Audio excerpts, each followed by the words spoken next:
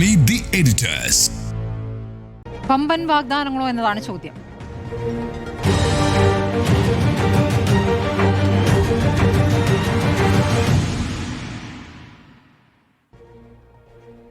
Doctor Arun കൊട്ടാരക്കരയിൽ നിന്നും നമ്മോടൊപ്പം തത്സമയമുണ്ട്. പക്ഷേ ഞാൻ ആദ്യം സുനിലേക്കാണ് പോകുന്നത്. സുനിൽ, എന്താണ് ഈ വാഗ്ദാനങ്ങൾ? 2 പ്രകടന പത്രികകളാണ് ഇന്ന് വന്നിരിക്കുന്നത്. BJP ഇന്നലെയും വന്നു. ഉറപ്പായും വമ്പൻ വാഗ്ദാനങ്ങളാണ്. വാഗ്ദാനങ്ങൾ വാരിക്കോരിയാണ്. അതിലേറ്റവും കൂടുതൽ സൗജന്യ വാഗ്ദാനങ്ങളാണ്. അതിലാരും പുറകിലല്ല എന്നതാണ് എൻ്റെ അഭിപ്രായം എന്ന് പറയുന്നത്. കോൺഗ്രസിൻ്റെ UDFിൻ്റെ പ്രകടന പത്രികയാണ് അതിൽ ഏറ്റവും മുന്നിൽ എന്ന് വേണമെങ്കിൽ പറയാം. അതിൽ 5 ഗ്യാരണ്ടികൾ നേരത്തെ പ്രഖ്യാപിച്ചതാണ്. സ്ത്രീകൾക്ക് ബസ്സിൽ KSRTC ബസ്സിൽ സൗജന്യ യാത്ര ഉൾപ്പെടെയുള്ള വലിയ വാഗ്ദാനങ്ങൾ. ഏതായാലും ഈ പ്രകടന പത്രികകളൊക്കെ തന്നെ നോക്കിയാൽ നമുക്കറിയാം വോട്ട് ലക്ഷ്യം വെച്ചുള്ള, പോക്കറ്റുകൾ ലക്ഷ്യം വെച്ചുള്ള പ്രകടന പത്രികകൾ തന്നെയാണ്. ഇപ്പോൾ റബ്ബറിൻ്റെ താങ്ങുവില കൂട്ടും എന്നതടക്കമുള്ള കാര്യങ്ങൾ നോക്കിയാൽ നമുക്കറിയാം ഓരോരോ പോക്കറ്റുകൾ ലക്ഷ്യം വെച്ചുകൊണ്ട് എവിടെയൊക്കെയാണോ വോട്ട് വരാനുള്ളത് അതിന് എങ്ങനെ ഒപ്പം എത്തിക്കാം എന്ന് കണക്കാക്കി തന്നെയാണ് ഈ പ്രകടന പത്രികകൾ ഓരോരുത്തരും തയ്യാറാക്കിയിരിക്കുന്നത്. ആ അർത്ഥത്തിൽ പ്രകടന പത്രികകൾ നമുക്കറിയാലോ, എല്ലാ തെരഞ്ഞെടുപ്പ് കാലത്തും പ്രകടന പത്രികകൾ വാരിക്കോരി വാഗ്ദാനങ്ങളുമായി വരും. പക്ഷേ അത് എത്രത്തോളം നടപ്പാക്കാൻ കഴിയും എന്നത് പ്രധാനപ്പെട്ടൊരു ചോദ്യം തന്നെയാണ്. ഏറ്റവും ഒടുവിൽ നമുക്ക് നടന്നിട്ടുള്ള ദില്ലി തെരഞ്ഞെടുപ്പിലെ സാഹചര്യം തന്നെ നോക്കിയാൽ BJP ഒരുപാട് വാഗ്ദാനങ്ങളാണ്. ആദ്യമൊക്കെ തന്നെ ഫ്രീ ബീസിനെ കളിയാക്കിയ BJP പിന്നീട് അത് ആം ആദ്മി പാർട്ടിയിൽ നിന്ന് എടുത്തുകൊണ്ട് എല്ലായിടത്തും വളരെ ശക്തമായി ഉപയോഗിക്കുന്നത് കണ്ടു. ഡൽഹിയിൽ അത് വാരിക്കോരി നൽകി. പക്ഷേ അതിൽ ഒന്നുപോലും ഇതുവരെ BJP അവിടെ നടപ്പാക്കിയിട്ടില്ല. ഏതാണ്ട് അതിന് സമാനമായ രീതിയിൽ തന്നെയാണ് പല സംസ്ഥാനങ്ങളിലെയും സാഹചര്യം എന്ന് പറയുന്നത്. കോൺഗ്രസ് ഇവിടെ ഏതായാലും ഒരുപാട് വാഗ്ദാനങ്ങൾ മുന്നോട്ട് വെച്ചിട്ടുണ്ട്. UDF വാഗ്ദാനങ്ങൾ മുന്നോട്ട് വെച്ചിട്ടുണ്ട്. അപ്പോഴാണ് കോൺഗ്രസ് ഭരിക്കുന്ന പല സംസ്ഥാനങ്ങളിലെയും സാഹചര്യങ്ങൾ ചൂണ്ടിക്കാട്ടിയുള്ള വിമർശനം LDF ഉന്നയിക്കുന്നത്. പ്രത്യേകിച്ച് ഈ പെൻഷൻ്റെ കാര്യത്തിലായാലും അതുപോലെ തന്നെ സാമ്പത്തിക സഹായം നൽകുന്ന കാര്യത്തിലായാലും ഒക്കെ തന്നെ, സൗജന്യ ബസ് യാത്രയുടെ കാര്യത്തിലായാലും ഒക്കെ തന്നെ നടപ്പാക്കാൻ കഴിയാത്ത ഒരുപാട് വാഗ്ദാനങ്ങൾ സംബന്ധിച്ച് വലിയ വിമർശനം LDF ഉന്നയിക്കുന്നുണ്ട്. ഇപ്പോൾ എല്ലാ സ്ത്രീകൾക്കും സൗജന്യ ബസ് യാത്ര എന്ന് പറയുന്നത് പുതിയ സംഗതിയല്ല. കർണാടകത്തിൽ അത് നടപ്പാക്കിയിട്ടുണ്ട്. പക്ഷേ അത് നടപ്പാക്കിയപ്പോൾ 4000 കോടി രൂപയുടെ നഷ്ടമാണ് കർണാടക സർക്കാരിനുണ്ടായത്. ഇതേ തുടർന്ന് അവിടെ ആ ഒരു ബസ് യാത്ര എന്ന് പറയുന്നത് ദാരിദ്ര്യരേഖയ്ക്ക് താഴെയുള്ള സ്ത്രീകൾക്ക് എന്ന നിലയിലേക്ക് ആ സർക്കാരിന് മാറ്റേണ്ടി വന്നു. അതുപോലെ തന്നെ തെലങ്കാനയിൽ പ്രഖ്യാപിച്ചിട്ടുള്ള ഈ കർഷകരുടെ വായ്പ എഴുതിത്തള്ളും എന്നതടക്കമുള്ള വാഗ്ദാനങ്ങൾ, ഇതൊന്നും തന്നെ പൂർണ്ണമായി നടപ്പാക്കാൻ തെലങ്കാനയിൽ സാധിച്ചിട്ടില്ല. ഹിമാചൽ പ്രദേശിലും അതുമായി ബന്ധപ്പെട്ടുള്ള ഒരുപാട് പരാതികളും ആക്ഷേപങ്ങളും ഒക്കെയുണ്ട്. ഏതായാലും LDF ഈ ഒരു ഇത്തവണ പ്രകടന പത്രിക മുന്നോട്ട് വെച്ചുകൊണ്ട് പറയുന്നത് കഴിഞ്ഞ സർക്കാരിൻ്റെ കാലത്ത്, അതായത് 2021 നൽകിയിട്ടുള്ള 900 വാഗ്ദാനങ്ങളിൽ 874 വാഗ്ദാനങ്ങൾ ഇതിനകം തന്നെ നടപ്പാക്കുകയോ അല്ലെങ്കിൽ നടപ്പാക്കാനുള്ള നടപടികൾ തുടങ്ങുകയോ ചെയ്തിട്ടുണ്ട് എന്നുള്ളതാണ്. 2016 നൽകിയിട്ടുള്ള വാഗ്ദാനങ്ങളിലും ഏതാണ്ട് പൂർണ്ണമായി നടപ്പാക്കിയെന്ന് LDF അവകാശപ്പെടുന്നുണ്ട്. ആ നിലയിൽ LDF പുതിയ വാഗ്ദാനങ്ങൾ അല്ലെങ്കിൽ ആ ഒരു പദ്ധതികളുടെ വികസനത്തിൻ്റെ തുടർച്ച എന്ന നിലയിലാണ് ഇത്തവണ പ്രകടന പത്രിക മുന്നോട്ട് വച്ചിരിക്കുന്നത്. ഏതായാലും ഇതിൽ ജനങ്ങൾ എങ്ങനെ വിധിയെഴുതും എന്നൊക്കെ നമുക്ക് കാത്തിരുന്ന് കാണാം. ഏതായാലും ഞാൻ ഈ പ്രകടന പത്രികയെ കാണുന്നത് ഫ്രീ ബീസ് കേരളത്തിലും എത്തി എന്നുള്ള നിലയിൽ കൂടിയാണ്. അപ്പോൾ കേരളത്തിൽ സൗജന്യ വാഗ്ദാനങ്ങൾ എത്തുമ്പോൾ എങ്ങനെ ജനങ്ങൾ അതിനെ കാണും എന്നതാണ്. അപ്പം LDF പ്രധാനമായും, ഇടതുപക്ഷ സർക്കാർ പ്രധാനമായും ഇതുവരെ നടപ്പാക്കിയിട്ടുള്ള വികസനം മുൻനിർത്തിയാണ് ഈ ഒരു തെരഞ്ഞെടുപ്പിനെ നേരിടുന്നത്. പക്ഷേ ഈ കാർഷിക മേഖലയിലെ പ്രതിസന്ധിയും തൊഴിലില്ലായ്മ പ്രതിസന്ധിയും കൃത്യമായി ഈ എല്ലാ പ്രകടന പത്രികകളും വിലയിരുത്തിയിട്ടുണ്ടോ എന്ന് ചോദിച്ചാൽ അത് വലിയ ചോദ്യം തന്നെയാണ്. അത് ഒരു കാലത്തും ഈ പ്രകടന പത്രിക മാത്രമല്ല, സർക്കാരുകൾ അധികാരത്തിൽ വരുമ്പോൾ അത് കൃത്യമായി ആ ഒരു പ്രശ്നം മാത്രം അഡ്രസ്സ് ചെയ്യുന്നതിൽ എല്ലാ സർക്കാരുകളും ഒരുപോലെ പുറകോട്ട് പോയൊരു സാഹചര്യമുണ്ട്. ഈ അഭ്യസ്തവിദ്യരുടെ സംരംഭങ്ങൾക്ക് പലിശരഹിത വായ്പ LDFും യുവ സംരംഭകർക്ക് 5 ലക്ഷം പലിശരഹിത വായ്പ UDFും മുന്നോട്ട് വെക്കുന്നത് ഈ പ്രശ്നത്തെ കണ്ടുകൊണ്ടാണ്. അല്ല, അതാണ്. നോക്കൂ, ഇപ്പം UDFിൻ്റെ പ്രകടന പത്രികയിൽ പറയുന്നുണ്ട് സ്ത്രീകൾക്ക് തൊഴിലവസരങ്ങൾ ഉണ്ടാക്കും എന്ന് പറയുന്നുണ്ട്. പക്ഷേ അപ്പോഴും നമുക്കറിയാലോ, നമ്മുടെ സമൂഹത്തിലെ ഒരു യാഥാർത്ഥ്യം നമുക്കറിയാം. ഇപ്പോൾ LDFിൻ്റെ പ്രകടന പത്രികയിൽ പറയുന്നുണ്ട് 50% സ്ത്രീകൾക്ക് തൊഴിലുറപ്പ് നൽകും. കുടുംബശ്രീ വഴിയാണ്. 30% നിലവിൽ നൽകുന്നുണ്ട്. അവരെ വീട്ടിൽ നിന്ന് പുറത്തേക്ക് തൊഴിലിന് പോകാൻ ശേഷിയിലേക്ക് ഉയർത്തും എന്നൊക്കെ പറയുന്നുണ്ട്. പക്ഷേ ഇതൊക്കെ എത്രത്തോളം പ്രായോഗികമാണ് എന്നുള്ളൊരു വലിയ ചോദ്യമുണ്ട്. പണം എന്നുള്ളൊരു വലിയ പ്രശ്നമാണ് ഇത് നടപ്പാക്കാൻ എന്ന് പറയുന്നത്. ഇപ്പോൾ കഴിഞ്ഞ ബജറ്റിൽ തന്നെ 83,000 കോടി രൂപയാണ് തനത് വരുമാനം വരുമാനം എന്ന് പറയുമ്പോഴും നമ്മുടെ ബജറ്റ് എസ്റ്റിമേറ്റ് എന്ന് പറയുന്നത് ഏതാണ്ട് 1.5 ലക്ഷം കോടി രൂപയ്ക്ക് അടുത്താണ്. അപ്പം ഈ UDFിൻ്റെ വാഗ്ദാനങ്ങൾ നോക്കിയാൽ പോലും ഈ പണം എവിടെ നിന്നാണ്? ഇപ്പോൾ സൗജന്യ വാഗ്ദാനങ്ങൾ നൽകുമ്പോൾ ചുരുങ്ങിയത് 1000 കോടി രൂപയെങ്കിലും അധികം ചിലവാകും. ഇതോടൊപ്പമാണ് ഏതാണ്ട് 50,000 കോടി രൂപയുടെ അധിക ചിലവ് വരും ഈ MSMEയുമായി ബന്ധപ്പെട്ടുള്ള പ്രഖ്യാപനങ്ങൾ നടപ്പാക്കുമ്പോൾ. അപ്പോൾ ഇതിനായിട്ടുള്ള പണം എവിടെ നിന്ന് കണ്ടെത്താനാകും എന്നൊരു വലിയ ചോദ്യമൊക്കെയുണ്ട്. അപ്പോൾ യാഥാർത്ഥ്യബോധമുള്ള പ്രകടന പത്രികകളാണോ ഇത് എന്ന് ചോദിച്ചാൽ സംശയമാണ്. പക്ഷേ തെരഞ്ഞെടുപ്പ് കാലത്ത് ഇത്തരം വാഗ്ദാനങ്ങളൊക്കെ തന്നെ വാരിക്കോരി നൽകും എന്നുള്ളതാണ്. ഏതായാലും കാത്തിരുന്ന് കാണാം എങ്ങനെയാണ് ഇതൊക്കെ ജനങ്ങൾ സ്വീകരിക്കുക എന്നത്. അത് വമ്പൻ വാഗ്ദാനങ്ങളാണോ? വമ്പൻ വാഗ്ദാനങ്ങളാണ്, യഥാർത്ഥത്തിൽ ഞെട്ടിക്കുന്ന വാഗ്ദാനങ്ങളാണ്. ഒരേ സമയത്ത് ഇപ്പോൾ NDAയുടെ പ്രകടന പത്രിക 2 ദിവസം മുൻപ് വന്നെങ്കിലും ഒരേ സമയത്ത് ഇന്ന് പ്രകടന പത്രികയുമായി കളം നിറഞ്ഞ് കളിക്കുന്ന 2 മുന്നണികളെയാണ് കേരള രാഷ്ട്രീയത്തിന് കാണാൻ കഴിയുന്നത്. വളരെ കോമൺ ആയിട്ടുള്ള പ്രഖ്യാപനങ്ങളുണ്ട്. അത് ഒന്ന് ക്ഷേമ പെൻഷനുമായി ബന്ധപ്പെട്ട കാര്യം തന്നെയാണ്. 2000 രൂപയായി ക്ഷേമ പെൻഷൻ വർദ്ധിപ്പിക്കുന്ന സമയത്ത് UDF ചോദിച്ചത് ഇതിൻ്റെയൊക്കെ സാമ്പത്തിക ബാധ്യത എങ്ങനെ അടുത്ത സർക്കാരിൻ്റെ തലയിലാണോ എന്ന് ചോദിക്കുന്നു. പക്ഷേ ക്ഷേമ പെൻഷൻ വർധനയില്ലാത്ത ഒരു പ്രകടന പത്രിക ഇനി നമുക്ക് കേരള രാഷ്ട്രീയത്തിൽ അടുത്ത കാലത്ത് കാണാൻ കഴിയില്ല എന്നതൊരു യാഥാർത്ഥ്യമാണ്. ക്ഷേമ പെൻഷൻ വർദ്ധിപ്പിക്കാതിരുന്ന ഒരേ ഒരു ബജറ്റിൽ എന്തുകൊണ്ട് വർദ്ധിപ്പിച്ചില്ല എന്ന ചോദ്യമാണ് കഴിഞ്ഞ തവണ സർക്കാരിന് നേരിടേണ്ടി വന്നത്. 100 രൂപയെങ്കിലും വർദ്ധിപ്പിച്ചുകൂടായിരുന്നു എന്ന ചോദ്യങ്ങൾ പിന്നീട് ആവർത്തിക്കുന്നത് നമ്മൾ കണ്ടു. അതായത് ക്ഷേമ പെൻഷനിൽ അടിസ്ഥാനപരമായി ഓരോ ബജറ്റിലും 100 രൂപയെങ്കിലും വർദ്ധിപ്പിച്ചു പോകാതെ കേരള രാഷ്ട്രീയത്തിൽ ഇനി നിലനിൽപ്പില്ല. നമ്മളതങ്ങനെ ശീലിച്ചു പോയിരിക്കുന്നു എന്നുള്ളതാണ്. സുനിൽ നേരത്തെ ചൂണ്ടിക്കാണിച്ചതുപോലെ ഇത് നമ്മൾ കടം കൊണ്ടത് ആം ആദ്മിയുമായി ബന്ധപ്പെട്ട് തന്നെയാണ്. ദില്ലി സർക്കാർ വരുന്നു, ഇത്തവണ BJPക്ക് അത് അങ്ങനെ തന്നെ നടപ്പിലാക്കാൻ കഴിയാതെ പോകുന്നുണ്ട് എങ്കിൽ അവർ അതിൻ്റെ ബുദ്ധിമുട്ട് അനുഭവിക്കേണ്ടി വരും. കാരണം ജനം ഒരു തവണ അത് സ്വീകരിക്കുകയും അത് അനുഭവിക്കുകയും ചെയ്തിട്ടുണ്ട് എങ്കിൽ പിന്നീട് അവർക്കത് ഇല്ലാതെ പോകാൻ കഴിയില്ല എന്നുള്ളതാണ്. ക്ഷേമ പെൻഷൻ ഒരു സർക്കാരിന് ഇനി ഒരിക്കലും റദ്ദാക്കി പോകാൻ കഴിയില്ല. വോട്ട് വേണമെങ്കിൽ എന്നുള്ളൊരു നിലയിലേക്ക് നമ്മൾ സമൂഹ മനസ്ഥിതിയെ കൊണ്ടെത്തിച്ചിരിക്കുന്നു എന്നുള്ളതാണ് ഒരു കാര്യം. ഇത് നോക്കൂ, ഇപ്പം UDFിൻ്റെ ഇന്ദിരാ ഗ്യാരണ്ടി പദ്ധതികൾ നേരത്തെ തന്നെ പ്രഖ്യാപിച്ചിരുന്നു പ്രകടന പത്രികയ്ക്ക് മുൻപ് തന്നെ. അതിൽ ഊന്നിക്കൊണ്ടുള്ള ഒരു പ്രകടന പത്രികയാണ് അവർ മുന്നോട്ട് വെക്കുന്നത്. LDF ഒരു 60 ദിന പരിപാടിയാണ് മുന്നോട്ട് വെച്ചിരിക്കുന്നത്. അതിൽ കോമൺ ആയിട്ടുള്ളത് നേരത്തെ പറഞ്ഞതുപോലെ ക്ഷേമ പെൻഷനുമായി ബന്ധപ്പെട്ട കാര്യമാണ്. UDF സ്ത്രീകൾക്ക് സൗജന്യ യാത്ര നേരത്തെ ഈ 5 പദ്ധതിയിൽ ഉൾപ്പെട്ടത് കൊണ്ട് തന്നെ ആയതുകൊണ്ട് നമ്മളത് വിശദീകരിച്ചതാണ്. അത് വലിയ തോതിൽ ചർച്ച ചെയ്യപ്പെടുന്നുണ്ട് ഈ ദിവസങ്ങളിൽ എന്നത് നമ്മൾ ഓർക്കേണ്ടതാണ്. അതിന് പകരമായി സ്ത്രീകൾക്ക് എന്ന രീതിയിൽ LDF പ്രഖ്യാപിക്കുന്ന ഒന്ന് സ്ത്രീകൾക്ക് 50% ജോലി ഉറപ്പാക്കും എന്നുള്ളതാണ്. ഇപ്പോൾ സ്ത്രീകളുടെ വർക്ക് ഫോഴ്സ് എന്ന് പറയുന്നത് 36% കേരളത്തിൽ. ഈ 36%ൻ്റെ 50% എന്നുള്ളതൊരു ചോദ്യമാണ്. സ്ത്രീകളുടെ ടോട്ടൽ പോപ്പുലേഷൻ നോക്കുകയാണെങ്കിൽ നമുക്കൊരു 2 വർഷത്തെ മുമ്പത്തെ കണക്കിലെടുക്കുകയാണെങ്കിൽ 1,75,00,000. ഈ 1,75,00,000 22 വയസ്സ് മുതൽ 60 വയസ്സ് വരെയുള്ള ആളുകളുടെ എണ്ണം എന്ന് പറയുന്നത് ഏതാണ്ട് 1 കോടിയാണ്. ഈ 1 കോടി ആളുകളിൽ 50%ന് തൊഴിൽ ഉറപ്പുവരുത്തും എന്നുള്ളതാണോ, അതോ ആകെയുള്ള വർക്ക് ഫോഴ്സിൽ ഇപ്പോൾ 35% ആയിരിക്കുന്നത് 50% എന്ന് ഉറപ്പുവരുത്തുമോ എന്നുള്ളതാണോ ഈ LDFിന്റെ വാഗ്ദാനം എന്നത് വ്യക്തമായിട്ടില്ല. കുടുംബശ്രീയിലൂടെ നടപ്പാക്കുന്ന കാര്യം. ശരി, അല്ല എങ്ങനെയാണെങ്കിലും തൊഴിൽ ഉറപ്പ് നൽകുന്നത് അതായത് വിമൺ വർക്ക് ഫോഴ്സിന്റെ 50% പേർക്കാണോ അതോ ആകെ വർക്ക് ഫോഴ്സിൽ 50% സ്ത്രീകളുടേത് ഉയർത്തും എന്നുള്ളതാണോ എന്നത് വ്യക്തമാക്കിയിട്ടില്ല. ഈ 50% അങ്ങനെ ഉയർത്തുക എന്ന് പറയുന്നത് ഒരു സർക്കാരിന് നടപ്പിലാക്കാൻ കഴിയുന്നത് എന്നതിനപ്പുറത്ത് അത് വ്യക്തിപരമായൊരു ചോയ്സ് കൂടിയാണ്. ഇപ്പോൾ ജോലി ചെയ്യേണ്ടതില്ല എന്ന് തീരുമാനിച്ച ഒരാൾക്ക് അതിൻ്റെ ഭാഗമായി ജോലി കൊടുക്കാൻ നമുക്ക് കഴിയില്ല. അപ്പോൾ മാത്രമല്ല കേരളത്തിൻ്റെതായ സാമൂഹ്യ സാഹചര്യങ്ങൾ വ്യത്യസ്തമാണ്. ജോലിക്ക് പോകുക എന്ന് പറയുന്ന മനസ്ഥിതിയിലേക്ക് സ്ത്രീകൾ എത്തുക, സ്ത്രീകൾ അങ്ങനെ പോകുന്നതിനോട് അനുകൂലമായ മനസ്ഥിതിയിലേക്ക് കേരളത്തിലെ സമൂഹം എത്തുക എന്ന് പറയുന്നത് കുറച്ചുകൂടി താരതമ്യേനയോ അല്ലെങ്കിൽ ഇപ്പം ശരാശരി നോക്കുകയാണെങ്കിലോ കേരളം വളരെ മുന്നിലാണ്. എന്നിരുന്നാൽ പോലും അത് സമൂഹത്തിൻ്റെത് കൂടിയായ ഒരു ചോയ്സാണ്. ഈ കാര്യങ്ങളിലൊക്കെ വ്യക്തത വരേണ്ടതുണ്ട്. ഞാൻ ആമുഖമായി ഒന്നുകൂടി പറയാൻ തീരുമാനിക്കുന്നു. അത് പ്രകടന പത്രിക നോക്കി വോട്ട് ചെയ്യുന്ന ഒരു സമൂഹം എന്ന് പറയുന്നത് ഇടക്കാലത്ത് കേരളത്തിൽ ഉണ്ടായി വന്ന ഒന്നാണ്. അതിനു മുൻപ് ഉണ്ടായിരുന്നില്ല. പ്രകടന പത്രിക അച്ചടിക്കുന്നു, അത് എവിടെയെങ്കിലുമൊക്കെ മേശവലിപ്പിൽ കൃത്യമായി ഇരിക്കുന്നു എന്നുള്ളതാണ്. പക്ഷേ പ്രകടന പത്രിക പിന്നീട് വലിയ സംഭവമായി മാറുന്നത് പ്രകടന പത്രികയിൽ പ്രോഗ്രസ് റിപ്പോർട്ട് LDF സർക്കാർ മുന്നോട്ട് വെച്ച് തുടങ്ങി. പ്രോഗ്രസ് റിപ്പോർട്ട് മുന്നോട്ട് വെക്കുകയും ഞങ്ങൾ ഇത്ര വാഗ്ദാനങ്ങൾ പാലിച്ചിരിക്കുന്നു എന്നത് റിപ്പോർട്ട് കാർഡായി ഒരു സമൂഹത്തിന് മുന്നിലേക്ക് വെക്കുകയും ചെയ്തപ്പോഴാണ് ഇതൊരു എവിടെയെങ്കിലുമുള്ള ഒരു പ്രഹേളികയല്ല, അതിനപ്പുറത്ത് ഇത് പിന്നീട് നമുക്ക് റീവർക്ക് ചെയ്യാനുള്ളൊരു സംഭവമാണ് എന്ന നിലയ്ക്ക് അത് പരിഗണിക്കപ്പെട്ടു തുടങ്ങിയത് LDFിൻ്റെ ഒരു കോൺട്രിബ്യൂഷൻ തന്നെയാണ് എന്നത് പറഞ്ഞു പോകാതിരിക്കാനും കഴിയില്ല. പിന്നീട് അഭ്യസ്ത വിദ്യരുടെ സംരംഭങ്ങൾക്ക് പലിശരഹിത വായ്പ LDF മുന്നോട്ട് വെക്കുന്നുണ്ട്.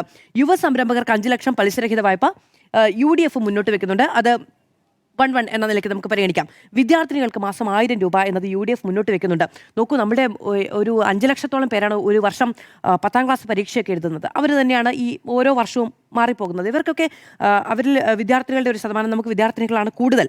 അപ്പോൾ ഏതാണ്ട് 2-2.5 ലക്ഷം പേർക്ക് ഓരോ വർഷവും 5 ലക്ഷം രൂപ പലിശരഹിത വായ്പ നൽകുക എന്നുള്ളത് പോസിബിളാണോ എന്നത് പരിശോധിക്കേണ്ടതാണ്. അതുപോലെ തന്നെ അപ്പുറത്ത് വിദ്യസ്തരായ ആളുകൾക്ക് പലിശരഹിത വായ്പ കൊടുക്കുക എന്നുള്ളതും. ഇപ്പം നോക്കൂ, എത്ര ശതമാനം ആളുകളാണ് സർക്കാർ ജോലി വാങ്ങിപ്പോവുക? വളരെ ചുരുങ്ങിയ ശതമാനം ആളുകളാണ് സർക്കാർ ജോലി വാങ്ങിപ്പോവുക. മറ്റുള്ളവരൊക്കെ ഈ പറയുന്നത് പോലെ സർവീസ് മേഖലകളിലൊക്കെ ജോലി ചെയ്യേണ്ട ആളുകളാണ്, അല്ലെങ്കിൽ സ്വയം സംരംഭകരായി മാറേണ്ടതാണ്. ഇവർക്കൊക്കെ ഇത്രയും വലിയ തുക പലിശരഹിത വായ്പ കൊടുക്കുക എന്ന് പറയുന്ന ഒരു പ്രഖ്യാപനമായി മുന്നോട്ട് വെക്കാൻ കഴിയും. അത് പൂർണ്ണാർത്ഥത്തിൽ പരിഗണിക്കേണ്ടതില്ല, അപ്പുറത്തും ഇപ്പുറത്തും എന്ന്. അതായത് ഒന്ന് വെട്ടിപ്പോകുന്നതാണ് എനിക്കവിടെ എൻ്റെ ഒരു ടേക്ക് അവിടെ. മറ്റത് ഈ UDFിൻ്റെ ഭാഗത്തു നിന്നുണ്ടാകുന്ന ഒരു പ്രധാനപ്പെട്ട വാഗ്ദാനം നടപ്പിലാക്കാൻ കഴിയുകയാണെങ്കിൽ ഗംഭീരമാണ്. അതൊരു മൊബൈൽ കീമോ യൂണിറ്റ് എന്ന് പറയുന്നതാണ്. അത് സൗജന്യമായി കൂടി കൊടുക്കാൻ കഴിയുന്ന സംവിധാനവും സേവനവും ഒക്കെ ആണെങ്കിൽ വലിയ ആശ്വാസകരമാകുന്ന ഒന്നാണ്. കിടപ്പ് രോഗികൾക്ക് പരിരക്ഷയാണ് അപ്പുറത്തുനിന്ന് LDF വാഗ്ദാനം ചെയ്തത്. ഏറെക്കുറെ അത് നടപ്പിലാകുന്നതുമാണ്. എനിക്ക് വളരെ വ്യക്തിപരമായി അറിയാവുന്നതാണ്. ഇപ്പോൾ കിടപ്പ് രോഗികൾക്ക് പാലിയേറ്റീവ് കെയർ എന്ന നിലയ്ക്ക് നോക്കൂ, പണമില്ലാത്ത വീടുകളിലേക്കൊക്കെ വീൽ ചെയറുകളൊക്കെ ആശാവർക്കർമാരുടെ നേതൃത്വത്തിൽ എത്തിച്ചു കൊടുക്കുന്നുണ്ട്. പിന്നീട് ഒന്നുകിൽ അവർക്ക് ആരോഗ്യം ഭേദമാകുമ്പോഴോ അല്ലെങ്കിൽ അവർക്കത് പിന്നീട് ആവശ്യമില്ലാത്ത സാഹചര്യം വരുമ്പോൾ മാത്രമാണ് ഈ വീൽ ചെയറുകളൊക്കെ തിരികെ കൊണ്ടുപോവുകയും മറ്റുള്ളവർക്ക് കൊടുക്കുകയും ഒക്കെ ചെയ്യുന്നത്. ഇതൊക്കെ നമ്മുടെ സമൂഹത്തിന്റെ അടിത്തട്ടിൽ നടപ്പിലാകുന്നുണ്ട് കേട്ടോ. അതൊക്കെ വലിയ പോസിറ്റീവായ കാര്യങ്ങളാണ്. ആശാവർക്കർമാർക്ക് 700 രൂപ വേതനം എന്നത് UDF മുന്നോട്ട് വെക്കുന്നുണ്ട്. ഇപ്പോൾ 1000 രൂപ ഓണറേറിയം കൊടുക്കാൻ മുമ്പ് പറ്റില്ല, കട്ടായം പറ്റില്ല എന്നൊക്കെ പറഞ്ഞതിന് ശേഷം ഇത്തവണ LDF സർക്കാർ അത് നടപ്പിലാക്കാനുള്ള തീരുമാനം നടപ്പിലാക്കുകയും ഒക്കെ ചെയ്യുന്നു. പിന്നീട് തിരുവനന്തപുരം, കോഴിക്കോട് മെട്രോ അത് മുൻപും കേട്ടിട്ടുള്ള ഒന്നാണ്, നടപ്പിലാക്കുമെന്ന് LDF പറയുകയും ചെയ്യുന്നു. ഇങ്ങനെ അതായത് കേവല ദാരിദ്ര്യ നിർമ്മാർജ്ജനത്തിലേക്ക് വീണ്ടും നമ്മൾ പോകുന്നു. അതിദാരിദ്ര്യം നിർമ്മാർജ്ജനം ചെയ്തതിന് ശേഷമെന്ന് LDF പറയുന്നുണ്ട്. 2 കാര്യങ്ങൾ കൂടി എനിക്ക് പറയാനുണ്ട്. LDFിൻ്റെ കാര്യത്തിൽ ആർത്തവാവധി എന്ന് പറയുന്ന വളരെ വിപ്ലവകരമായ ഒരു കാര്യം മുന്നോട്ട് വെച്ചിട്ടുണ്ട്. പക്ഷേ അത് കഴിഞ്ഞ ദിവസം കോടതിയിൽ നിന്ന് വന്ന ഒരു കാര്യം എന്ന് പറയുന്നത് അത് സ്ത്രീകളെ എംപ്ലോയ് ചെയ്യാനുള്ള നീക്കത്തിന് തടസ്സമായി നിൽക്കും സ്ഥാപനങ്ങൾ എന്നാണ്. അപ്പോൾ അത് പരിഗണിച്ച് ചെയ്യേണ്ട ഒന്നാണ്. ആർത്തവാവധിയുമായി ബന്ധപ്പെട്ട് സ്ത്രീകൾക്കിടയിൽ തന്നെ 2 അഭിപ്രായമുണ്ട്. വേണമെന്ന് പറയുന്നവരുമുണ്ട്, അങ്ങനെ ആ കാര്യം കൊണ്ട് അങ്ങനെ സ്പെഷ്യൽ കെയർ വേണ്ട എന്ന് പറയുന്നവരുമുണ്ട്. അത് തികച്ചും ശാരീരികമായ ചോയ്സാണ്. അത് ഒരാൾക്ക് വേണം, അതില്ലാതെ പറ്റില്ല എന്ന് പറയുന്ന സാഹചര്യം ഉണ്ടാകും. മറ്റുള്ളവർക്ക് ഒരുപക്ഷെ അത്തരം ശാരീരിക പ്രശ്നങ്ങൾ ഉണ്ടാകില്ല. അത് വളരെ വ്യക്തിപരമായ അഭിപ്രായ പ്രകടനം എന്ന നിലയ്ക്കാണ് ഞാൻ അതിനെ കാണുന്നത്. അതിലേക്ക് ഇപ്പോൾ പോകുന്നുമില്ല. ബെഡ് അവകാശമാക്കും സർക്കാർ ആശുപത്രികളിൽ എന്നുള്ളത് UDFിൻ്റെ ഒരു വാഗ്ദാനമാണ്. നടപ്പിലാവുകയാണെങ്കിൽ വളരെ മാനുഷികമായ ഒരു അവസ്ഥയായിരിക്കും. കാരണം കന്നുകാലി തൊഴുത്തുകൾക്ക് സമാനമായ രീതിയിലുള്ള സാഹചര്യം ഇപ്പോഴും കാണാൻ പറ്റും. ഇല്ല എന്ന് വെല്ലുവിളിക്കുകയാണെങ്കിൽ എനിക്കതിൽ തർക്കവുമുണ്ട്.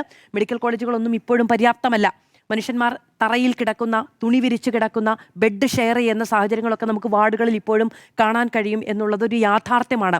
അവിടേക്ക് കൂടുതൽ ശ്രദ്ധ വേണ്ടതാണ് എന്നാണ് ഞാൻ പറയുന്നത്. നമ്മുടെ എല്ലാ മെഡിക്കൽ കോളേജുകളും ആരോഗ്യ രംഗവും കന്നുകാലി തൊഴുത്തുകൾക്ക് എന്ന അവസ്ഥയിലാണ് എന്ന് പറഞ്ഞൊന്നും വേട്ടയാടി കളയരുതേ. അവിടേക്ക് കൂടുതൽ ശ്രദ്ധ വേണം.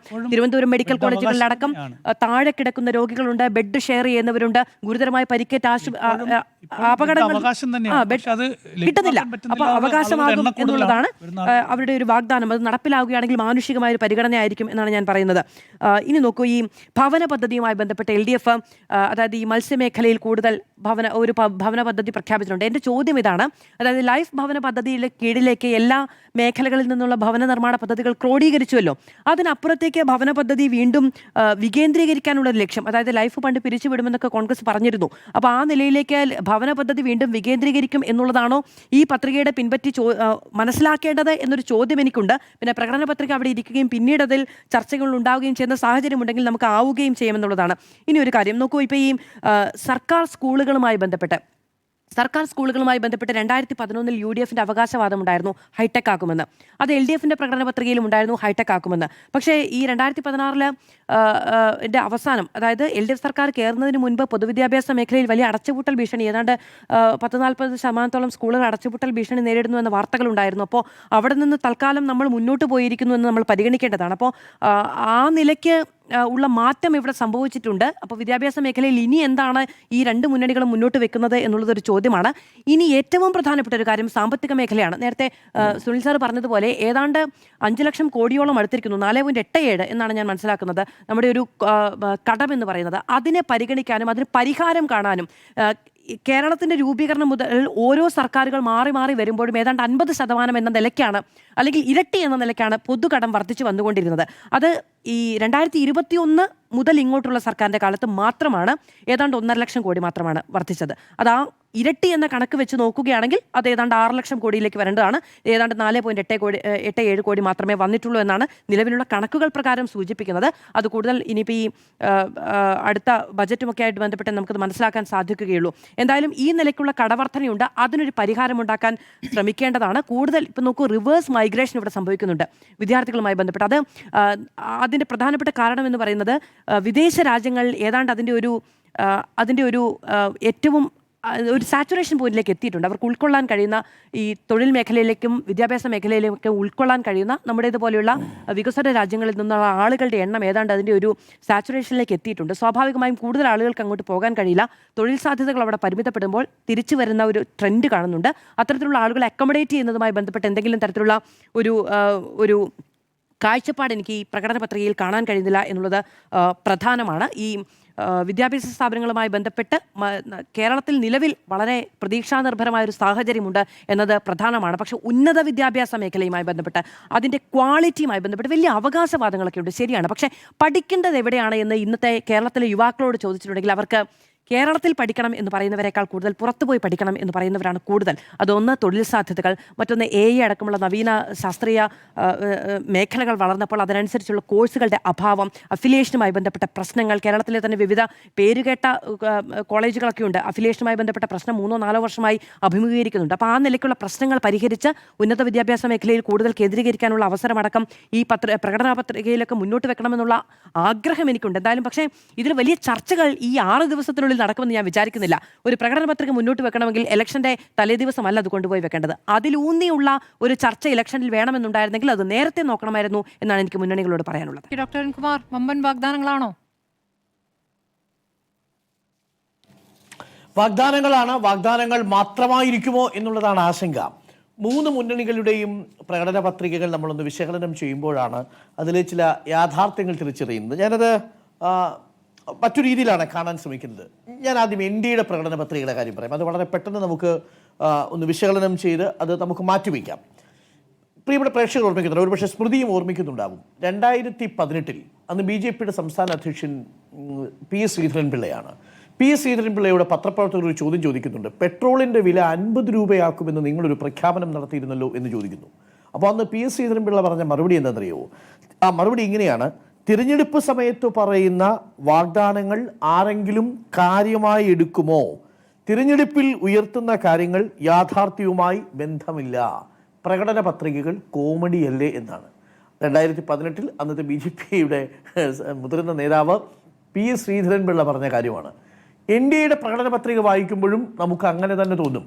NDAയുടെ പ്രകടന പത്രികയെ ഞാൻ വിലയിരുത്തുന്നത് ഒരു വലിയ കോമഡി പീസായിട്ടാണ്. ഇതിങ്ങനെ പറയുമ്പോൾ എനിക്കറിയാം NDAയിലെ പ്രവർത്തകരെ സംബന്ധിച്ച് അല്പം വിരോധമുണ്ടാവും. പക്ഷെ നീരസം ഉണ്ടാവണ്ട. നിങ്ങളൊന്ന് ആഴത്തിൽ ഇത് പരിശോധിച്ച് നോക്കൂ. യഥാർത്ഥത്തിൽ ഇന്ത്യയിലെ ഫെഡറൽ എക്കണോമിയെക്കുറിച്ചുള്ള എന്തെങ്കിലും ധാരണയുള്ളവർ ഇങ്ങനെയൊക്കെ എഴുതി പിടിപ്പിക്കുമോ എന്നുള്ളതാണ്. ഒരൊറ്റ കാരണം മതി അത് അൺറിയലിസ്റ്റിക് ആണെന്നും അത് കോമഡി ആണെന്നും പറയാൻ. കാലങ്ങളായി നമുക്ക് അനുവദിക്കേണ്ടിയിരുന്ന 19 സംസ്ഥാനങ്ങൾക്ക് ഇതിനകം അനുവദിച്ചിരുന്ന സംസ്ഥാന സർക്കാർ സ്ഥലമേറ്റെടുത്ത് കൊടുത്തിട്ടും കോടതിയിൽ നിന്ന് ശക്തമായ വിമർശനങ്ങൾ ഉണ്ടായിട്ടും ഇരുവരെയും അനുവദിക്കാത്ത എയിംസ് ഇക്കുറിയും NDAയുടെ പ്രകടന പത്രികയിൽ ഇടം പിടിച്ചിട്ടുണ്ട് എന്നൊരൊറ്റ കാരണം കൊണ്ട് തന്നെ നമുക്കതിനെ മാറ്റിവെക്കാവുന്നത്. പക്ഷേ എന്നെ ആശങ്കപ്പെടുത്തുന്നത് അങ്ങനെയല്ല. ഒരു രാഷ്ട്രമീമാംസ വിദ്യാർത്ഥി എന്ന നിലയിൽ ഈ പ്രകടന പത്രികയിൽ എഴുതി പിടിപ്പിച്ചിരിക്കുക അടുത്ത 10 വർഷത്തിനുള്ളിൽ ഒരു കടബാധ്യതയും ഇല്ലാത്ത സംസ്ഥാനമാക്കി കേരളത്തെ മാറ്റുമെന്ന്. ഈ സാമ്പത്തിക വളർച്ചയെക്കുറിച്ചോ ഇന്ത്യയുടെ ഫെഡറൽ സാമ്പത്തിക വ്യവസ്ഥയിൽ ഒരു സംസ്ഥാനത്തിന് അർഹമായ GDPയുടെ 3% കടമെടുക്കാമെന്നുള്ള പ്രൊവിഷൻസിനെ കുറിച്ചോ ബോധമില്ലാത്ത ആരോ ഒരാളാണ് ഇത് എഴുതി പിടിപ്പിച്ചിരിക്കുന്നത്. ഇങ്ങനെ പറയാനുള്ള കാരണം നമ്മളിപ്പോൾ സംസാരിക്കുന്ന സമയത്ത് പോലും ആളുകൾ തെറ്റിദ്ധരിപ്പിക്കുന്നത് കേരളം വലിയ കടക്കിണിയിലാണെന്നുള്ളതാണ്. അല്ല എന്നുള്ളത് ഞാൻ കഴിഞ്ഞ ചർച്ചകളിൽ കണക്ക് വെച്ച് പറഞ്ഞുകൊണ്ട് ഞാൻ അതിലേക്ക് പോകുന്നില്ല. 2021 മുതൽ 26 വരെയുള്ള കാലഘട്ടത്തിൽ കേവലം 63% മാത്രമാണ് നമ്മുടെ കടം. അതാകട്ടെ നിലവിൽ ഇന്ത്യയിൽ അനുവദിച്ചിരിക്കുന്ന കേരളത്തിന് അനുവദിച്ചിരിക്കുന്ന സാമ്പത്തിക പരിധിയിൽ നിന്ന് തന്നെയാണ്. GDPയുടെ 3% കുറവാണ് നമ്മൾ എടുക്കുന്ന കടത്തിന്റെ പരിധി. ഇവിടെ NDAയുടെ പ്രകടനത്തിൽ കോമഡി ആവുന്നത് അവിടെയാണേ. നമ്മുടെ രാജ്യത്തിന്റെ കടം എത്രയെന്നറിയാമോ? 200 ലക്ഷം കോടി രൂപ കടബാധ്യതയുള്ള ഒരു രാജ്യം ഭരിക്കുന്ന സർക്കാരിന്റെ ഒരു പാർട്ടി എന്ന് പറയാണ് കേരളത്തെ സമ്പൂർണ്ണ കടവിമുക്തമാക്കും. കടം എന്ന് പറയുന്നത് പുറത്തുനിന്ന് പിടിക്കുന്ന കടമല്ല, ഇത് GDPക്കുള്ളിൽ അനുവദനീയമാണ്. അങ്ങനെയാണ് വളർച്ച സാധ്യമാകുന്നത്. അപ്പം അതിന്റെ സാമ്പത്തികമായിട്ടുള്ള അടിസ്ഥാനം പോലും ഇല്ലാത്ത തയ്യാറാക്കിയ പ്രകടന പത്രികകൾ നമുക്കത് മാറ്റിവെക്കാം. ഇനിയുള്ളത് UDF-ന്റെയും LDF-ന്റെയും പ്രകടന പത്രികയാണ്. UDF-ന്റെ പ്രകടന പത്രിക ഒരു നിയോ ലിബറലായ ഒരു അൺറിയലിസ്റ്റിക് ആയ ഡോക്യുമെന്റ് ആണ് എന്നുള്ളതാണ് എൻ്റെ പക്ഷം. അതിനകത്ത് ചില റെവിഡി കൾച്ചർ എന്ന് മോദി വിശേഷിപ്പിച്ചതുപോലെയുള്ള ഫ്രീ ബി പൊളിറ്റിക്സിന്റെ കാര്യങ്ങൾ കാണാം. അത് LDF-ലും കാണാൻ സാധിക്കും. പക്ഷേ LDF-ന്റെ പ്രകടന പത്രികയെ അപേക്ഷിച്ച് കൂടുതൽ അൺറിയലിസ്റ്റിക് ആണ് UDF-ന്റേത് എന്നുള്ളതാണ് എൻ്റെ വാദം. അതാവട്ടെ ഒരു നിയോ ലിബറൽ സ്വഭാവത്തിലുള്ളതാണ് എന്നുള്ളതാണ് എൻ്റെ വിശകലനം. എന്നാൽ LDF-ലേക്ക് വരുമ്പോൾ അതിൽ പൂർണ്ണമായും സോഷ്യലിസ്റ്റിക് ഒന്നുമല്ല, പക്ഷേ ഒരു സോഷ്യൽ ഡെമോക്രാറ്റിക് സ്വഭാവത്തിലുള്ള ക്ഷേമരാഷ്ട്രീയത്തിൽ അധിഷ്ഠിതമായിരിക്കുന്ന പ്രൊവിഷൻസ് അതിനകത്ത് കാണാൻ സാധിക്കും. കുറച്ചുകൂടി UDF-നേക്കാൾ റിയലിസ്റ്റിക് ആണ് LDF-ന്റെ പ്രകടന പത്രിക എന്നുള്ളത് പറയാൻ പറ്റും. ഇത് എന്തുകൊണ്ടെന്നാൽ LDF-ന്റെ തന്നെ ക്ലെയിംസ് എന്ന് പറയുന്നത് 2014 മുതൽ 2016 മുതൽ 21 വരെയുള്ള ഒന്നാം പിണറായി സർക്കാരിന്റെ കാലത്ത് അന്നവർ വാഗ്ദാനം നൽകിയിരുന്ന 600 പ്രധാനപ്പെട്ട പ്രോമിസുകളിൽ ഒന്നാം പിണറായി സർക്കാരിന്റെ പ്രകടന പത്രികയിലെ 600 വാഗ്ദാനങ്ങളിൽ 570 പാലിച്ചു എന്നാണ്. രണ്ടാം പിണറായി സർക്കാരിന്റെ 900 വാഗ്ദാനങ്ങളിൽ 874 പാലിക്കുകയോ അത് നടപ്പാക്കാൻ വേണ്ടിയിട്ടുള്ള പ്രവർത്തനങ്ങളിലോ ആണ് എന്നുള്ളതാണ്. അപ്പോൾ ഏകദേശം 90%, 95% അപ്പുറത്തേക്ക് പ്രകടന പത്രികകൾ റിയലിസ്റ്റിക് ആയിട്ട് കൊണ്ടുവരാൻ സാധ്യമാക്കാൻ സാധിച്ചു എന്നൊരു ക്ലെയിം LDF മുന്നോട്ട് വയ്ക്കുന്നുണ്ട്. ഇങ്ങനൊരു ക്ലെയിം ഏതെങ്കിലും കാലത്ത് UDF-ന് മുന്നോട്ട് വയ്ക്കാൻ പറ്റിയിരുന്നോ? പറ്റിയിരുന്നില്ലെന്ന് മാത്രമല്ല, ഉമ്മൻചാണ്ടി സർക്കാർ ഇറങ്ങിപ്പോകുന്ന സമയത്ത് ഉമ്മൻചാണ്ടി തന്നെ സമ്മതിച്ചിട്ടുണ്ട്, ആര്യാടൻ മുഹമ്മദ് തന്നെ സമ്മതിച്ചിട്ടുണ്ട്, നമ്മളുടെ സാമ്പത്തിക അവസ്ഥയെക്കുറിച്ചുള്ള ദയനീയമായ ചിത്രം നമ്മുടെ മുന്നിലുണ്ട് എന്നുള്ളത് പ്രേക്ഷകർക്കറിയാം. തോമസ് ഐസക്ക് ധവള വിപ്ലവം ഇറക്കേണ്ടി വരുന്ന സാഹചര്യം അറിയാം. ഇന്ന് 4000 കോടി രൂപ മിച്ചമുണ്ട് നമ്മുടെ ട്രഷറിയിൽ എന്നുള്ളതും വാസ്തവമാണ്. അപ്പോൾ അതുകൊണ്ട് കുറച്ചുകൂടി അൺറിയലിസ്റ്റിക് ആണ് എന്നുള്ളതാണ്. ഇനി രണ്ടാമത്തെ ഒരു ഭാഗമുണ്ട്. ഇത് നിയോ ലിബറൽ ആണ് എന്ന് പറയാനുള്ള കാരണം എന്താ? നിയോ ലിബറൽ ആണെന്ന് പറയുന്ന ഒരൊറ്റ പ്രൊവിഷൻ എടുത്താൽ മതി. എങ്ങനെയാണ് സ്റ്റേറ്റിനെ UDF സർക്കാരിന്റെ കാലത്തെ ബഡ്ജറ്റ്, UDF സർക്കാരിന്റെ കാലത്തെ പ്രകടന പത്രിക വിഭാവനം ചെയ്തിരിക്കുന്നത്? അതിലെ ആരോഗ്യ പദ്ധതി നമുക്കൊന്ന് എടുത്തു നോക്കാം. എന്താ ആരോഗ്യ പദ്ധതിയിൽ പറയുന്നത്? നേരത്തെ ഞാൻ പറഞ്ഞിരുന്ന കാര്യമാണ്, ഒരിക്കൽ കൂടി അത് പറയേണ്ടി വരുന്നു. 25 ലക്ഷം രൂപയുടെ കുടുംബ ഇൻഷുറൻസ് ഏർപ്പെടുത്താൻ പോവുകയാണ് എന്ന് പറയുന്നു. ഇൻഷുറൻസ് എന്നുള്ള വാക്ക് വളരെ പ്രധാനപ്പെട്ടതാണ്. കാരണം ഇപ്പോൾ നമ്മൾ ഉറപ്പാക്കിക്കൊണ്ടിരിക്കുന്ന കാരുണ്യ പദ്ധതി ഇൻഷുറൻസ് അല്ല, അത് അഷുറൻസ് സ്കീമാണ്. രണ്ടും തമ്മിലുള്ള ഒരു വ്യത്യാസമുണ്ട്. ഇൻഷുറൻസിന് വേണ്ടി നമ്മൾ പ്രീമിയം ഒരു സ്വകാര്യ ഇൻഷുറൻസ് കമ്പനി ഏൽപ്പിക്കുകയാണെങ്കിൽ അത് നമ്മളുടെ സ്റ്റേറ്റ് ബഡ്ജറ്റിൽ എത്ര തുക അതിന് മാറ്റിവെക്കേണ്ടി വരും എന്നുള്ളതാണ്. പ്രിയപ്പെട്ട പ്രേക്ഷകരെ, ഇതാണ് എന്നെ ഞെട്ടിക്കുന്ന കാര്യം. ഞാൻ പലതവണ സാമ്പത്തിക വിദഗ്ധരോട് ചോദിച്ചു, ഇതെങ്ങനെയാണ് സാധ്യമാകാൻ പോകുന്നത്? 25 ലക്ഷം രൂപ ഒരു കുടുംബത്തിന് ആരോഗ്യ ഇൻഷുറൻസ് കൊടുക്കാൻ പോകുന്നു എന്ന് പറയുമ്പോൾ അതിന്റെ പ്രീമിയം എത്രയായിരിക്കും? ഇപ്പോൾ 60 വയസ്സിന് മുകളിലുള്ള നമ്മുടെ രക്ഷിതാക്കൾ അടക്കമുള്ളവരാണ് ഇതിൽ വരുന്നതെങ്കിൽ ഒരു കുടുംബത്തിന്റെ പ്രീമിയം ആയിട്ട് വരിക ശരാശരി നമ്മൾ കണക്കൂട്ടൽ എത്ര കുറച്ച് പിടിച്ചാലും ഏകദേശം 25,000 രൂപയോളം പ്രീമിയം ഒരു മാസം സർക്കാർ ഒരു ഇൻഷുറൻസ് കമ്പനിക്ക് അടയ്ക്കേണ്ടി വരും. അങ്ങനെ വന്നാൽ നിലവിൽ 75 ലക്ഷം കുടുംബങ്ങൾ നമ്മുടെ നാട്ടിൽ, 75 ലക്ഷം ഹൗസ് ഹോൾഡ്സ് നമ്മുടെ കേരളത്തിലുണ്ടെങ്കിൽ നമ്മളത് കണക്ക് കൂട്ടി നോക്കിയാൽ ഏകദേശം 17,500 കോടി രൂപ വരും. നമ്മുടെ സ്റ്റേറ്റ് ബഡ്ജറ്റ് ഇപ്പോൾ 2026-27 സാമ്പത്തിക വർഷത്തിലുള്ളത് 13,149 കോടിയാണ്. ഏകദേശം 4,300 കോടി രൂപ സ്റ്റേറ്റ് ബഡ്ജറ്റിലെ ആരോഗ്യത്തിന് വേണ്ടി അനുവദിച്ചിരിക്കുന്ന ഈ 13,149 കോടിക്ക് മുകളിലാണ് നമ്മുടെ ബഡ്ജറ്റിലെ ആരോഗ്യ മേഖലയ്ക്ക് വേണ്ടി അനുവദിച്ചിരിക്കുന്ന മൊത്തം തുകയേക്കാൾ 4,300 കോടി രൂപ അധികം വേണ്ടിവരും ഈ ഇൻഷുറൻസിന്റെ പ്രീമിയം അടയ്ക്കാൻ. ഇത് ആർക്കാ അടയ്ക്കുക? സ്വകാര്യ കമ്പനിക്കായിരിക്കുമോ? അങ്ങനെയാണെങ്കിൽ നമ്മുടെ പൊതുജനാരോഗ്യ സംവിധാനത്തെ പരിപാലിക്കേണ്ട, കമ്മ്യൂണിറ്റി ഹെൽത്ത് സെന്ററുകൾ സ്ഥാപിക്കേണ്ട, മെഡിക്കൽ കോളേജുകൾ ശക്തമാക്കേണ്ട ഈ ആരോഗ്യ ബഡ്ജറ്റിൽ നിന്ന് അത് ആരോഗ്യ ബഡ്ജറ്റിനും പുറത്തുനിന്നുകൂടി പണം കണ്ടെത്തി സ്വകാര്യ ഇൻഷുറൻസ് കമ്പനികൾക്ക് കൊടുത്ത് ഇൻഷുറൻസ് പ്രൈവറ്റ് ഹെൽത്ത് സെക്ടറാണോ ഈ UDF മുന്നോട്ട് വയ്ക്കുന്നത്? അങ്ങനെയാണെങ്കിൽ അത്യന്തം അപകടകരമാവില്ലേ? ഇതിനെ കൂട്ടി വായിക്കേണ്ടത് വിദേശത്തു നിന്നുള്ള നിക്ഷേപം, ധാരാളം നമ്മുടെ ഫോറിൻ ഡയറക്റ്റ് ഇൻവെസ്റ്റ്മെന്റ് നമ്മളുടെ സംസ്ഥാനത്തെ സ്വകാര്യ ആശുപത്രികളിൽ നടക്കുന്നു. KKR-നെ പോലെ, ബ്ലാക്ക് സ്റ്റോണിനെ പോലെയുള്ള ഏജൻസികൾ വന്ന് നമ്മളുടെ സ്വകാര്യ ആശുപത്രികളിൽ നിക്ഷേപം നടത്തുന്നത് ഭാവിയിൽ വരാൻ പോകുന്ന ഈ ഇൻഷുറൻസ് സ്കീമിൽ അധിഷ്ഠിതമായിരിക്കുന്ന സ്വകാര്യ ചികിത്സാ പദ്ധതി ലക്ഷ്യം വെച്ചുകൊണ്ടിട്ടുള്ളതാണ്.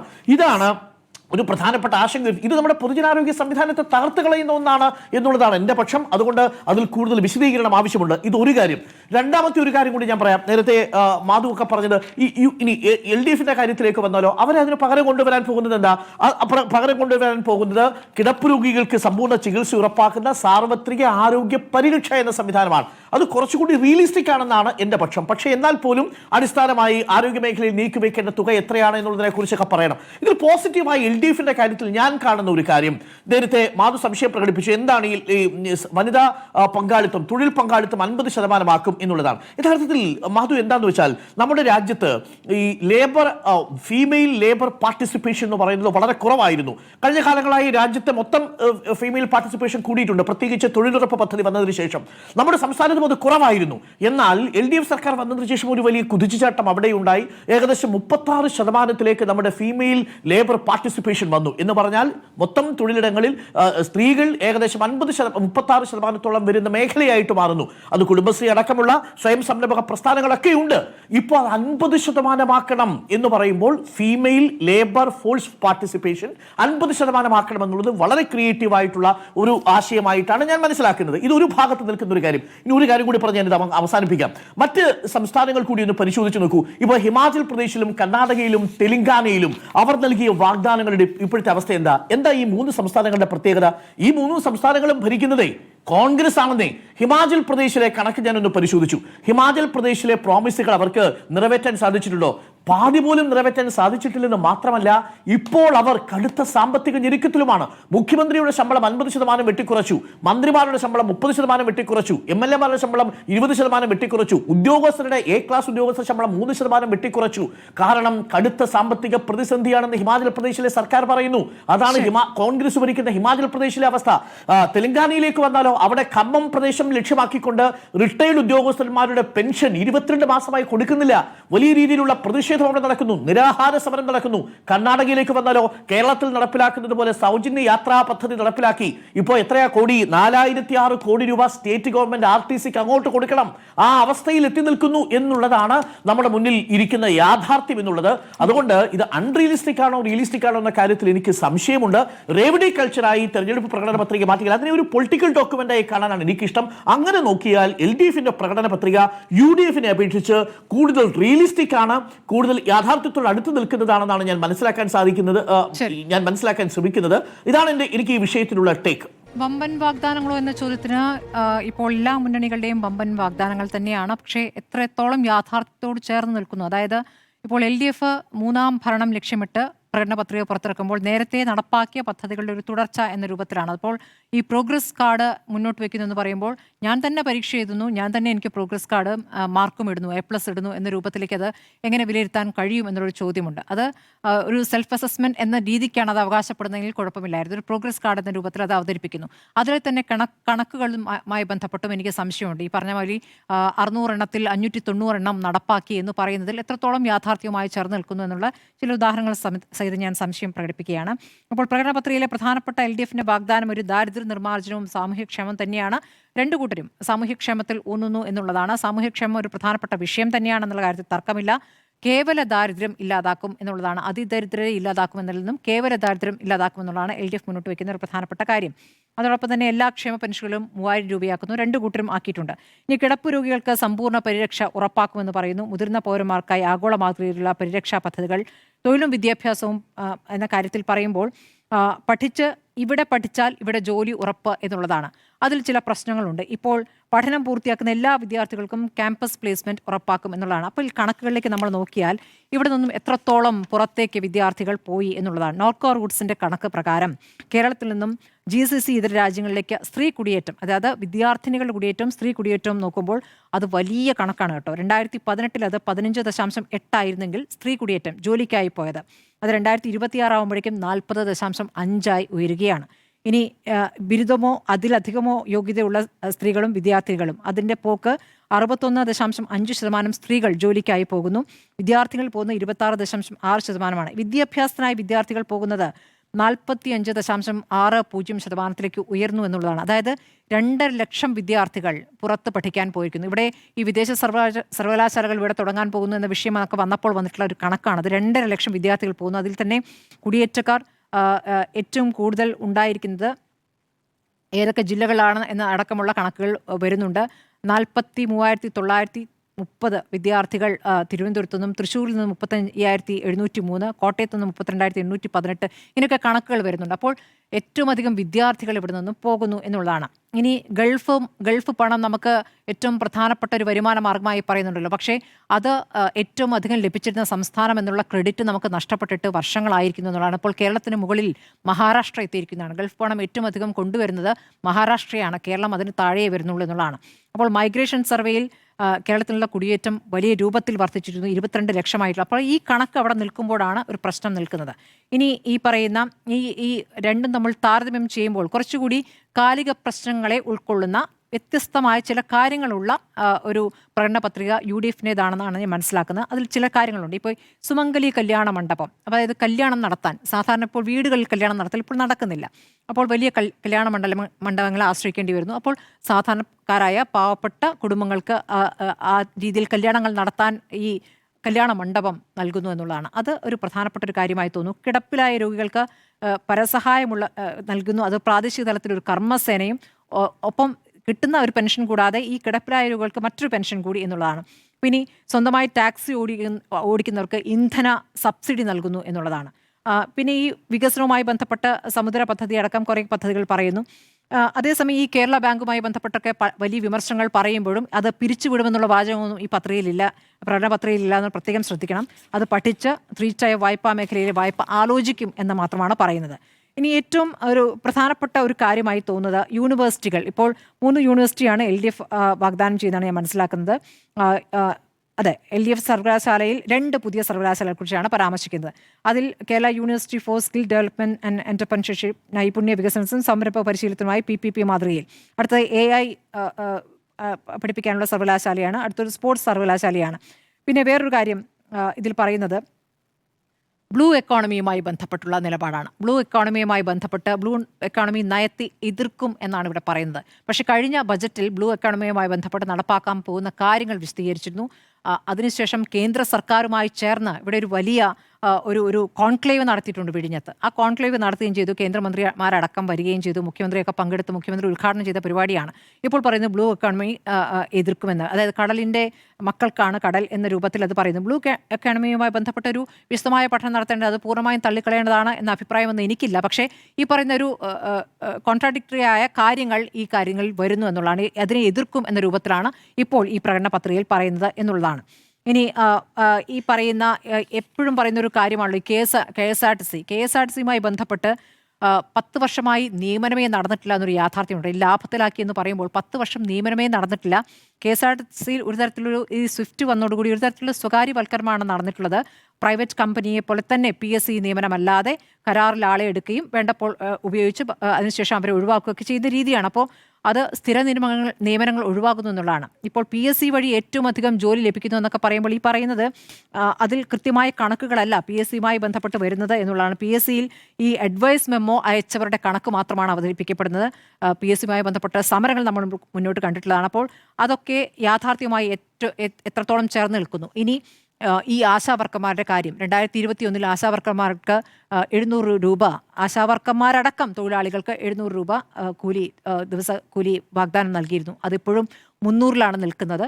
അപ്പോൾ അങ്ങനെ ഒരു വാഗ്ദാനം അപ്പോൾ നൽകിയിട്ടില്ല എന്നൊരു വാദം കൂടി പറയുന്നുണ്ട്. അപ്പോൾ UDF അത് 700 രൂപ ദിവസക്കൂലി എന്നുള്ള കാര്യം, അതായത് ഈ സമരത്തിന് ശേഷം അവിടെ പോയി കൊടുത്ത വാഗ്ദാനമാണ്, അത് ഇതിൽ പ്രഖ്യാപനത്തിലുണ്ട്. ഇതൊക്കെ തന്നെയും നടപ്പാക്കുക എത്രത്തോളമാണ് എന്ന് അറിഞ്ഞതിന് ശേഷമേ നമുക്കൊരു വിശകലനത്തിൽ കണക്കാൻ കഴിയുള്ളൂ. പക്ഷേ ഇതിൽ വ്യത്യസ്തമായ ഒരുപാട് കാര്യങ്ങളുണ്ട് എന്നുള്ളതാണ്. പിന്നെ എനിക്കിതിൽ ഏറ്റവും പ്രധാനമായി തോന്നിയ ഒരു കാര്യം എന്നുള്ളത് ഈ ദളിത് പിന്നാക്ക വിഭാഗങ്ങളുമായി ബന്ധപ്പെട്ട് നടത്തിയിരിക്കുന്ന ഒരു പ്രഖ്യാപനമാണ്. UDF പ്രകടന പത്രികയിൽ ആ വാഗ്ദാനം അതൊരു പ്രധാനപ്പെട്ട വാഗ്ദാനമാണെന്ന് തോന്നുന്നു. 5.5 ലക്ഷത്തോളം ഏക്കർ സർക്കാർ ഭൂമി ഏറ്റെടുക്കാനുള്ള ഒരു നിയമനിർമ്മാണം നടക്കും.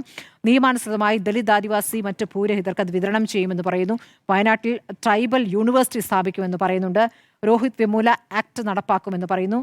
പെസ വനാവകാശ നിയമങ്ങൾ പൂർണ്ണമായും നടപ്പാക്കുമെന്ന് പറയുന്നു. കാരണം ഇത് പറയുമ്പോൾ ഈ ദളിത് പിന്നാക്കക്കാർക്കുള്ള വാഗ്ദാനം എന്ന് പറയുമ്പോൾ 5 ലക്ഷം ഏക്കറിലധികം സർക്കാർ ഭൂമി പാട്ടക്കരാർ കാലാവധി കഴിഞ്ഞ് കിടക്കുന്നു എന്നുള്ള കണക്കുകൾ സർക്കാർ തന്നെ പരിശോധിച്ച് കണ്ടെത്തിയ കണക്കാണ് എന്നുള്ളതാണ്. അത് രാജമാണിക്യം കമ്മീഷൻ കണ്ടെത്തിയിട്ടുണ്ട്. ഇത്രയും ഭൂമി വെറുതെ കിടക്കുകയാണ്. ആ ഭൂമി ഈ പിന്നാക്കക്കാർക്കും ആദിവാസികൾക്കും നൽകാനുള്ള ഒരു നിയമം ഉണ്ടാക്കും എന്ന് പറയുന്നത് ഏറ്റവും ശ്രദ്ധേയമായ ഒരു തീരുമാനമായിട്ടാണ് തോന്നുന്നത്. എനിക്ക് തോന്നുന്നത് ഈ യാത്രയിൽ പ്രതിപക്ഷ നേതാവ് നടത്തിയ യാത്രയുമായി ബന്ധപ്പെട്ട് ഓരോ സ്ഥലങ്ങളിൽ കണ്ട് ആളുകളെ കണ്ട് പരിശോധിച്ച ശേഷം നടത്തിയ അല്ലെങ്കിൽ കോൺക്ലേവുകൾ നടത്തിയിട്ടുണ്ട്. അതിൻ്റെയൊക്കെ അടിസ്ഥാനത്തിൽ വന്നിരിക്കുന്ന ഒരു പ്രകടന പത്രികയാണ് ഈ പറയുന്ന 5 ഗ്യാരണ്ടിയിൽ ഊന്നിക്കൊണ്ട് തുടങ്ങുന്നുവെങ്കിലും അതിനോട് ചേർന്ന് വെക്കാവുന്ന ബാക്കി കാര്യങ്ങൾ. അതിൽ പറയുന്ന ഒരു കാര്യം മാത്രം, ഈ ആചാര സംരക്ഷണത്തിനൊരു നിയമം എന്ന് പറയുന്നത്, ശബരിമലയിലെ ആചാര സംരക്ഷണത്തിനൊരു നിയമം എന്ന് പറയുന്നത് യഥാർത്ഥത്തിൽ ഈ തെരഞ്ഞെടുപ്പിൽ ഈ പറയുന്ന ഭൂരിപക്ഷ വോട്ടർമാരെ ലക്ഷ്യമിട്ടുകൊണ്ടുള്ള രാഷ്ട്രീയമായ ഒരു പ്രതികരണമായിട്ട് എനിക്ക് തോന്നിയത് മാത്രമാണ്. ബാക്കിയെല്ലാം ഈ അടിസ്ഥാന വർഗ്ഗങ്ങളുമായി ചേർന്ന് നിൽക്കുന്നതാണ്. ഇപ്പോൾ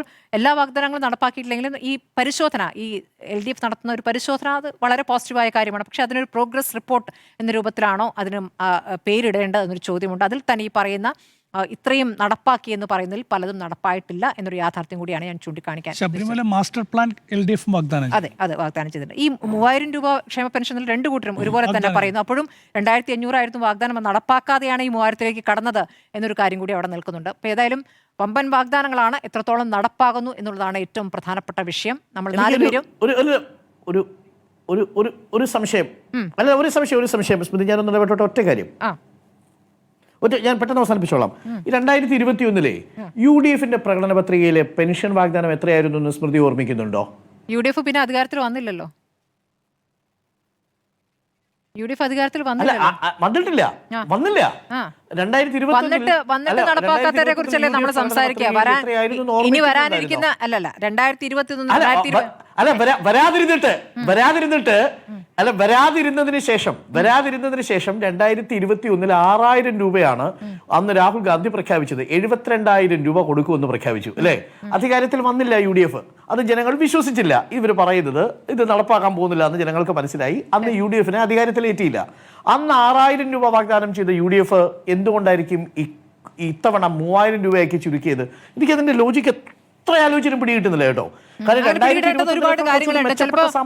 യാഥാർത്ഥ്യവുമായി ചേർന്ന് നിൽക്കുന്ന ഒരു കാര്യമായിരിക്കണം ഒരു പക്ഷേ കേട്ടോ. പാവപ്പെട്ട കുടുംബങ്ങൾക്ക് പ്രതിവർഷം 72,000 രൂപ എന്ന് പറയുമ്പോൾ മാസം 6000 രൂപ വരുമാനം ഉറപ്പാക്കുന്ന ന്യായ് പദ്ധതി, അതല്ലേ? ന്യായ് പദ്ധതിയിൽ അങ്ങ് ഉദ്ദേശിച്ചത് അതിൽ പക്ഷേ ക്ഷേമ പെൻഷനുകൾ ന്യായ് പദ്ധതി അതായിരുന്നു. ക്ഷേമ പെൻഷനുകൾ 3000 രൂപയായി വർദ്ധിപ്പിക്കുമെന്ന് തന്നെയാണ് പറഞ്ഞത് കേട്ടോ. ന്യായ് പദ്ധതി വേറെ. അതെന്താ അത് കുറഞ്ഞത്? എനിക്ക് എത്ര ആലോചിച്ചിട്ട് മനസ്സിലാവുന്നില്ല. അത് അവർക്കെല്ലാം മനസ്സിലായതാണ് ഇത് നടപ്പാക്കാൻ പറ്റൂല എന്നുള്ളത്. അതായത് ഒരു കാര്യം, പാവപ്പെട്ട കുടുംബങ്ങൾക്ക് പ്രതിവർഷം 72,000 രൂപ, അതായത് മാസം 6000 രൂപ. നോക്കൂ, അത് ന്യായ് പദ്ധതിയാണ്. ക്ഷേമ പെൻഷനുകൾ 3000 രൂപയായി വർദ്ധിപ്പിക്കും. രണ്ടും രണ്ടാണ്. ഓക്കെ, അപ്പൊ എന്തായാലും നടപ്പാക്കാത്ത 2500 ഒറ്റ പോയിന്റ് അതെ 2000 അഡ്വാൻസ് കൊടുത്തിട്ടാണ് പോകുന്നത്. 18 മാസം കുടിശ്ശികയില്ല, 1 മാസത്തെ അഡ്വാൻസ് കൊടുത്തിട്ടാണ് ഇറങ്ങി പോകുന്നത്.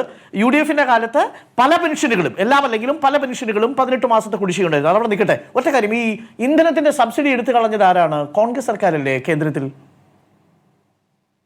അങ്ങനെ പല കാര്യങ്ങളുണ്ട്. കേന്ദ്രത്തിൽ ഭരണം ഉണ്ടായിരുന്നവർ എടുത്തു കളഞ്ഞു. ശരി, അത് പ്രധാനപ്പെട്ട വിഷയമാണ്. അല്ല, ഇതെല്ലാം കൂടി പറയണ്ട. നോക്കൂ, കർഷകരുമായി ബന്ധപ്പെട്ട് കർഷകരുടെ വിഷയം പറയുന്നുണ്ടല്ലോ. കർഷകരുടെ LDF പ്രഖ്യാപിച്ച പെൻഷൻ 2500 രൂപ ഉണ്ടായിരുന്നില്ല എന്ന കാര്യം അവിടെ നിൽക്കുന്നു.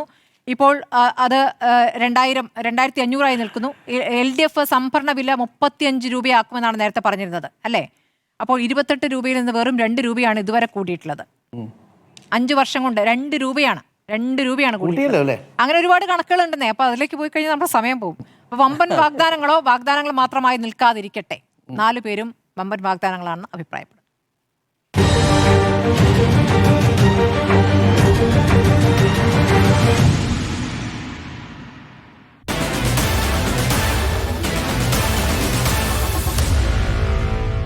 Meet the editors.